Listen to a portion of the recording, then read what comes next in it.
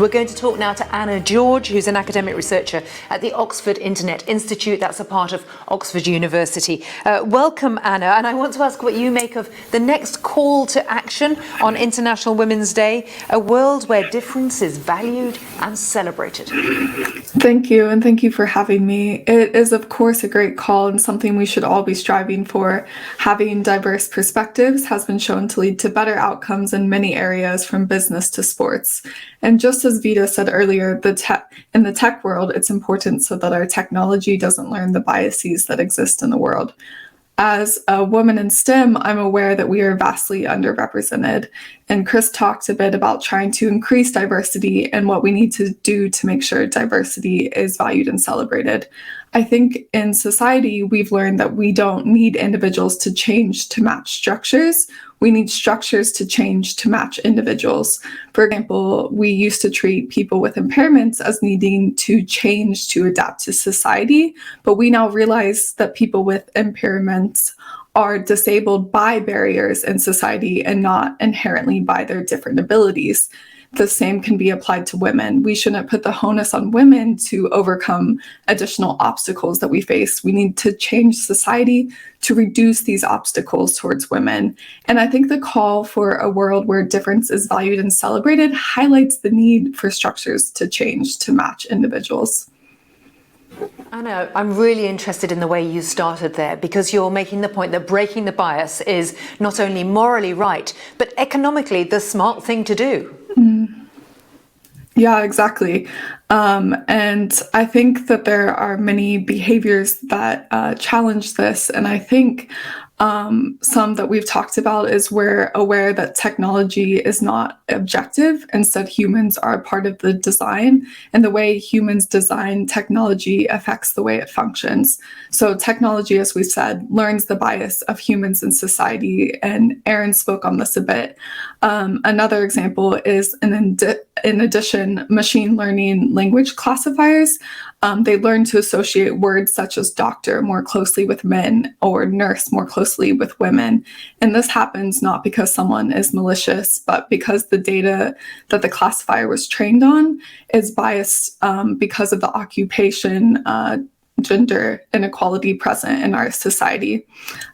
We also know that technology that isn't trained on diverse samples also learns new biases. So a common example of this is that facial recognition doesn't always recognize darker faces.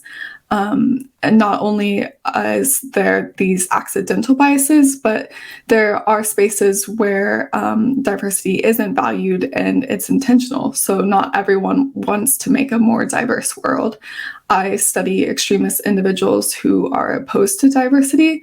They don't want these diverse voices to be heard or have power.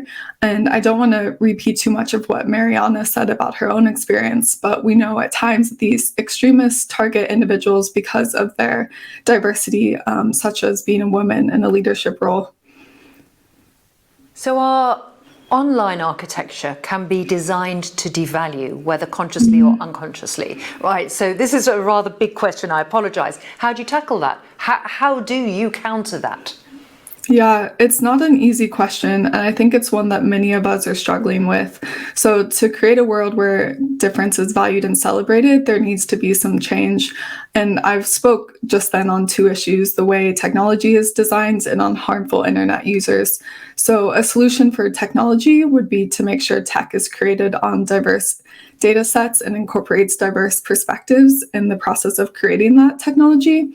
On the internet, we need to empower victims of abuse and have clear protections in place and clear procedures of how abuse is handled when it does occur. We need to make sure that the abusers are held accountable for their actions. So these are some examples, but I will say that there's multiple approaches to tackling these problems, and a single intervention won't work. Different types of behaviors require different interventions. And I think as we continue with this panel, I'm sure we'll hear more solutions being offered.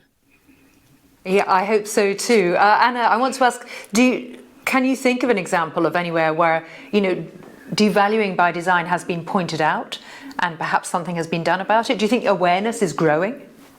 So I do think awareness is growing, and I think on this panel we've had some examples, and I know that there's a great Netflix documentary that showed that the way that facial recognition technology was designed was on a not diverse data set, so it was mostly shown on white male faces, so then it had a hard time recognizing darker female faces. And once technology firms were made aware, there started to be some pushback, and we as a society started to hold them accountable for this. And hopefully that means that technology companies in the future will want to include more diverse data sets, because we'll hold them accountable if they don't.